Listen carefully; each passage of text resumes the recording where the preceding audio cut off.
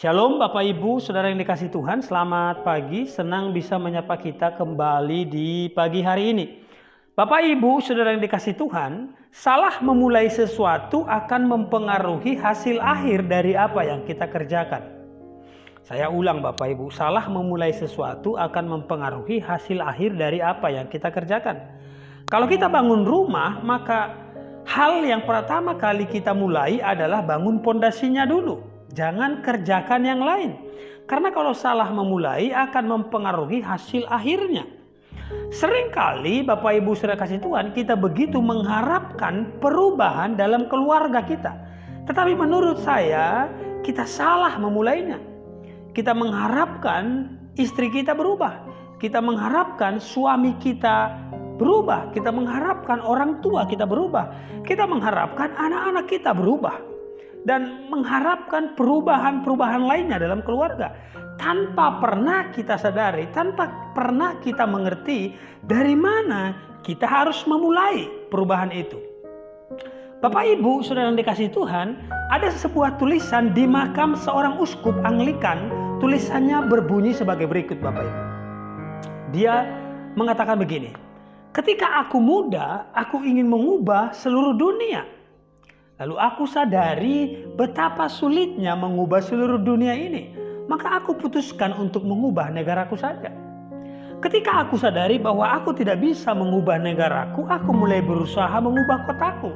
Ketika aku semakin tua, aku sadari tidak mudah mengubah kotaku. Maka aku mulai mengubah keluargaku.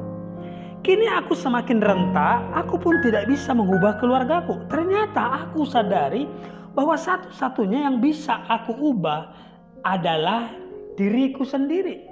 Tiba-tiba aku tersadarkan bahwa bila saja aku bisa mengubah diriku sejak dahulu, aku pasti bisa mengubah keluargaku dan kotaku. Pada akhirnya aku pun akan mengubah negaraku dan aku pun bisa mengubah seluruh dunia ini. Tulisan ini menurut saya senada dengan apa yang disampaikan Yesus dalam Matius pasal 7 ayat 5. Matius pasal 7 ayat 5 dikatakan begini Bapak Ibu. Hai orang munafik, keluarkan dahulu balok dari matamu, maka engkau akan melihat dengan jelas untuk mengeluarkan selumbar itu dari mata saudaramu. Menarik perhatian saya Bapak Ibu Saudara kasih Tuhan, dalam ayat ini kata keluarkan dahulu balok yang ada di matamu untuk mengeluarkan selumbar yang ada di mata orang lain. Kata selumbar dalam ayat ini menunjuk kepada benda apapun yang sangat kecil. Bisa serpihan kayu atau ranting, sedangkan kata balok adalah kayu yang besar, bukan sekedar potongan kayu. Apa maksud dari ayat ini Bapak Ibu Saudara kasih Tuhan? Kata keluarkan dulu balok yang ada di matamu, artinya mulai dari kita dulu sebelum meminta orang lain. Saya ulang Bapak Ibu. Kata keluarkan dahulu balok yang ada di matamu artinya mulai dari diri kita sendiri dulu sebelum meminta orang lain. Kegagalan terbesar kita adalah kita begitu sadar akan kekurangan orang lain. Kita begitu sadar akan kelemahan orang lain. Tetapi kita buta dengan kekurangan kita sendiri.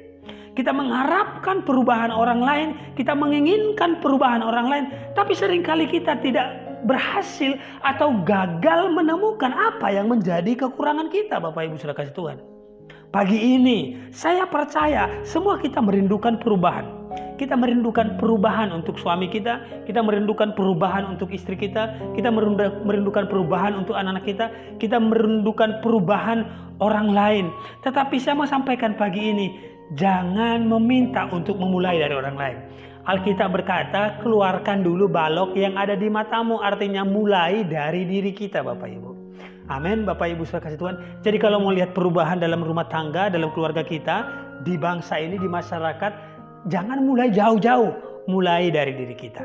Amin Bapak Ibu Saudara kasih Tuhan. Demikian kebenaran firman Tuhan, semoga memberkati setiap kita. God bless you.